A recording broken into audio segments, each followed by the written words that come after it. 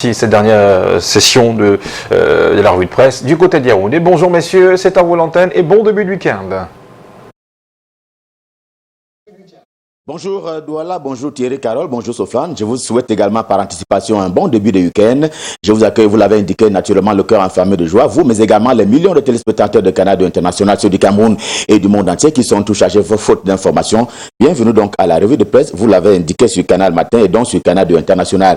Elle s'appelait, à titre de rappel, Confort Thomasan. Elle était âgée de 32 ans seulement et elle était mère de 2 enfants. C'est cette dame-là qui a été froidement décapitée à coups de machette à Mouyouka dans le sud-ouest camerounais par des personnes se revendiquant du mouvement sécessionniste, séparatiste, en tout cas de l'horreur, de la terreur et de la peur sémée en Mondovision. Se souvient encore le quotidien bleu le jour du jour. Et le journal rappelle qu'il y a eu effectivement cette horreur-là qui dépasse un peu la compréhension de l'humanité et de l'humanisme. The Guardian Post, quotidien camerounais d'expression anglaise, s'en souviendra toujours tout en relevant un contraste, la protection supposée telle comme telle par les bourreaux. En tout cas, le protecteur est devenu quelque peu le bourreau là, puisque le plus clair de ces personnes se revendiquant des mouvements séparatistes dans le nord-ouest et le sud-ouest camerounais disent vouloir détacher et conférer la liberté à un certain nombre de Camerounais d'expression anglaise, aussi bien au niveau territorial qu'au niveau même de la considération du pays, mais que donc ceux-là sont devenus les bourreaux des personnes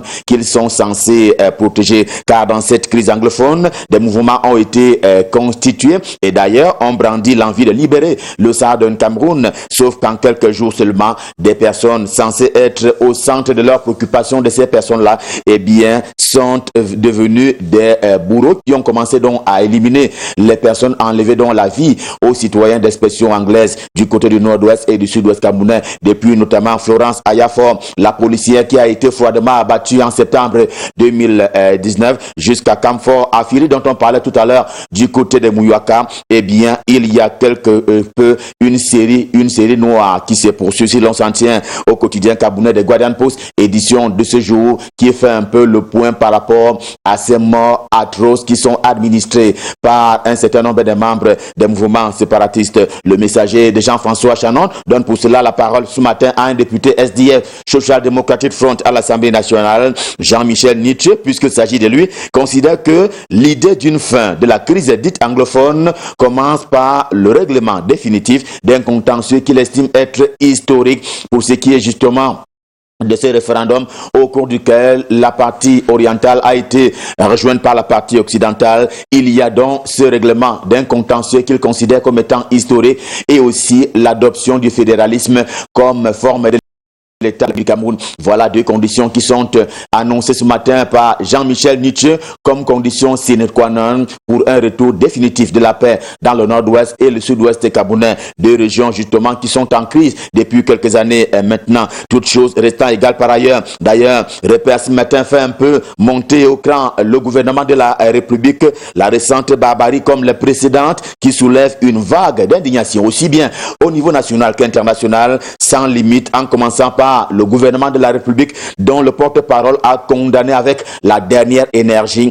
le fait de Mouyouka. Le ministre René Emmanuel Sadi en charge de la communication a pour cela commis et rendu public un communiqué hier et il va dans le sens de l'indignation et ce communiqué indique d'ailleurs que il va falloir que le Cameroun continue justement dans ces deux efforts en termes de retour de la paix totalement dans le nord-ouest et le sud-ouest camerounais, mais également la reconstruction de ces deux parties camerounaises, de ces deux régions camerounaises. D'ailleurs, c'est un communiqué qui est repris in extenso par le quotidien camerounais à Capitaux Public, Cameroun Tribune, édition de ce vendredi. Et l'un des aspects de ce communiqué, c'est qu'il faut retenir qu'il y a cette mise en garde qui a été formulée par le gouvernement de la République, lequel, pour parler du gouvernement, réaffirme sa détermination à aller jusqu'au bout avec le processus et de retour total de la paix et de reconstruction du nord-ouest et du sud-ouest camerounais. L'autre détermination gouvernementale se trouve d'ailleurs en deuxième une du quotidien à Capitaux Public, Cameroun Tribune, édition de ce jour.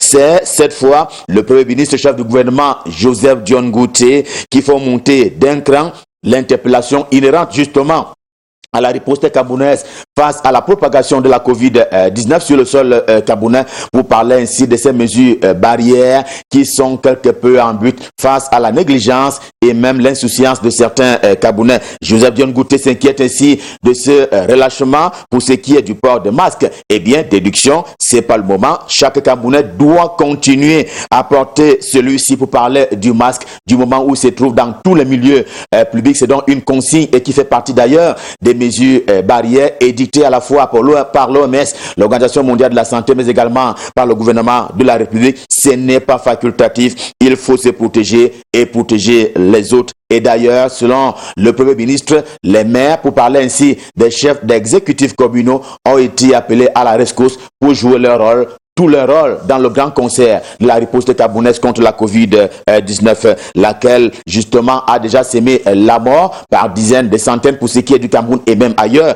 D'ailleurs, la mort qui a traversé la capitale camerounaise Yaoundé depuis hier. Le journal Essingan pleure, il plaint le préfet du Fundi et les larmes n'arrêtent plus de couler. À ses côtés, de nombreux témoignages d'ailleurs en souvenir de celui qui aura dirigé le département du Fundi pendant pas moins de 10 ans. Jean-Claude Tila a succombé à un AVC, un accident vasculaire cérébral qui l'a donc foudroyé. Rappelle encore le journal, c'était au mois de juillet dernier. Le quotidien L'Épervier veut éviter l'imbroglio à Monseigneur Dieudonné Ouatio, c'est l'évêque de Bafoussam, la capitale de la région de l'Ouest Cameroun, qui avait sanctionné son prêtre pour avoir exécuté une danse traditionnelle bamileke lors du Tsemtejom.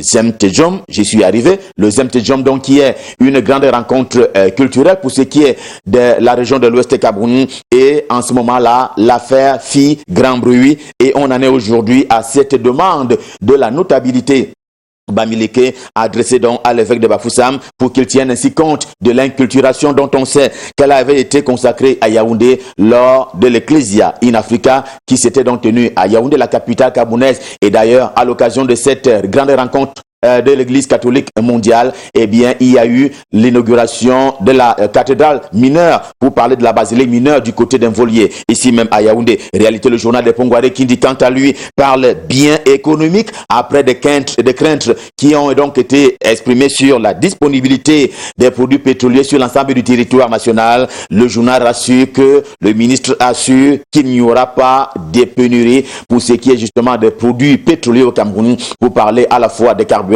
et produits affiliés. Des mesures ont été prises, on l'espère aussi, côté météorologie, du moment où le quotidien de Guadan Post, le quotidien Émergence, lui aussi en kiosque ce vendredi, annonce des violentes précipitations qui devraient s'abattre sur le Cameroun, des pluies proches des adverses qui pourraient ainsi s'abattre sur le pays de Paul Biya, Saint-Denis, et justement, il indique question de prévenir et attirer l'attention de la protection civile qui est au Cameroun et le cas échéant, les autres services en la matière. Des violentes précipitations qui sont donc annoncées sur la place camerounaise. Voilà l'information à tout le monde grave en termes d'anticipation qui est donc proposée par le quotidien Émergence. Sur le terrain de l'artisanat, le soir ce matin a donc accompagné lui Achille Basiliken 3 du côté des Boulevards, la capitale de la région du Sud Cameroun, à l'effet de booster la promotion des centres de gestion agréés du côté du ministère des petites et moyennes entreprises, de l'économie sociale et de l'artisanat, et justement parce qu'il s'agissait d'une descente on ne peut plus importante, question d'encourager notamment les jeunes pour ce qui est de cette initiative gouvernementale au profit de l'initiative privée. Quand on dit agriculture au Cameroun, pas mieux que la voix du paysan pour parler d'autorité, eh bien la vedette ce matin c'est le poivre de Penja. La filière camerounaise subit la COVID-19 mais ne rompt pas. En tout cas, l'épice est sur le marché et d'ailleurs l'épice coûte moins cher malgré tout. C'est un grand dossier à parcourir et à lire dans les colonnes du journal La Voix du Paysan, mais non sans noter le fait qu'en 2019, c'est également une information grave qui est rapportée par La Voix du Paysan. Le Cameroun a importé à hauteur de 803 550 tonnes en termes de riz pour ce qui est de l'année, la seule année 2019. C'est un plan camerounais depuis qu'on parle justement de booster la production locale, la production nationale. Dans la vie des entreprises nationales, on attend une fumée blanche du côté de la Simancam. En tout cas, l'œil du Sahel, en kiosque ce matin, en parle avec autorité. Il parle d'ailleurs à l'affirmatif. Le président de la République, Paul Biya, a donc demandé le remplacement du directeur général de cette société. Le mandat de Benoît Benoît Galichette est arrivé à terme, si l'on s'en tient au journal L'Œil du Sahel. D'ailleurs, l'économie quotidienne explique par la suite que l'homme, pour parler de ce directeur général, ne sera pas reconduit malgré la confiance dont il bénéficie auprès justement de l'administrateur directeur général du groupe Lafarge Chehal-Ksim du côté du Maroc, avec bien entendu l'assentiment du continent africain et l'entreprise qui a donc pour siège le Maroc. Eh bien, le DG ne sera donc pas reconduit si l'on s'en tient au quotidien L'économie en kiosque. Une note des musiques sans guitare ce matin avec le quotidien lui aussi en kiosque ce vendredi. Eh bien, les artistes et musiciens étaient jusque-là silencieux après la votation, puis la promulgation par le président de la République de la nouvelle loi qui régit ainsi les associations artistiques et culturelles au Cameroun. Eh bien, ils l'ont lu dans les lignes et entre les lignes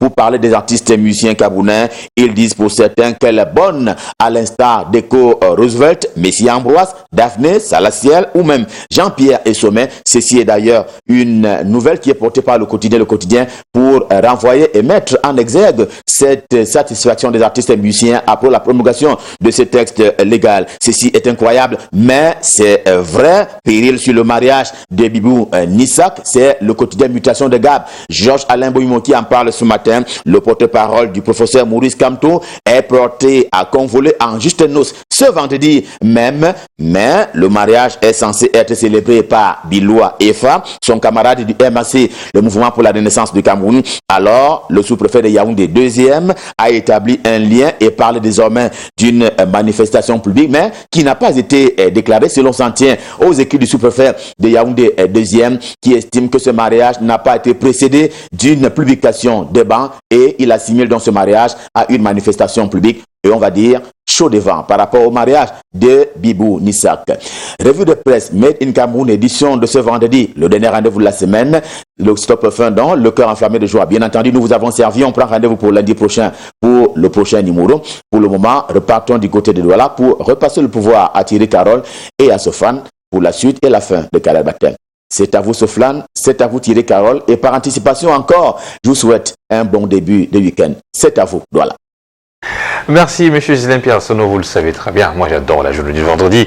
Le lundi, souvent, ça m'énerve, mais bon, il faut les matin pour aller au boulot. Oui. Allez, maintenant, allons hors de nos frontières et intéressons-nous naturellement à l'actualité du côté de la Mozambique. Oui, au Mozambique, les djihadistes menacent le projet gazier de Total en s'emparant, mercredi dernier, on en a parlé, du port de Mocimboa d'Apria dans le nord du pays. Eh bien, les insurgés djihadistes ne sont qu'à 80 km des installations gazières que développe donc actuellement le groupe français Total avec l'italien Eni et l'américain ExxonMobil.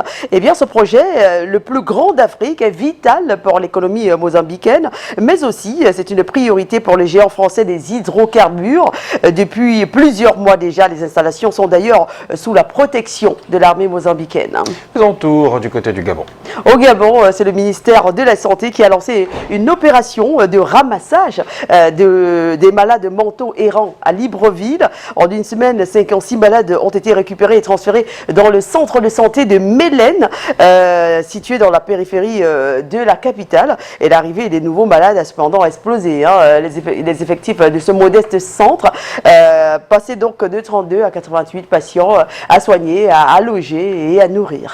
Et terminons cette session hors de nos frontières avec la France. Ah oui, en France, on va dire que ce vendredi, les corps des 6 Français assassinés, ces humanitaires français assassinés au Niger, seront donc rapatriés. Les dépouilles atterriront à l'aéroport d'Orly à Paris. Puis doit se dérouler une cérémonie en hommage aux 6 humanitaires. Une cérémonie qui se tiendra à l'aéroport même et qui sera présidée par le Premier ministre français Jean Castex en présence des familles des disparus. Voilà donc pour les informations recueillies hors de nos frontières. Nous espérons tout simplement que vous prenez du plaisir à regarder Canal Matin. C'est passé de 14 minutes. Et bien à l'instant, une petite pause s'impose et on se retrouve juste après.